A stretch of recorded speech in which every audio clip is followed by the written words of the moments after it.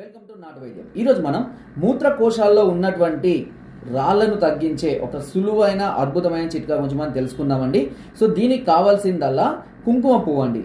ఒక గ్లాసు ద్రాక్ష రసంలో ఒక అర చెంచాడు కుంకుమ పువ్వును కలుపుకొని ప్రతిరోజు ఉదయం పూట పరికడన మీరు తీసుకుంటూ ఉన్నట్లయితే ఈ మూత్రకోశాల్లో ఉన్నటువంటి రాళ్ళు అనేటివి ఆటోమేటిక్గా మనకు మూత్రం ద్వారా బయటికి రావడం అనేది జరుగుతుంది.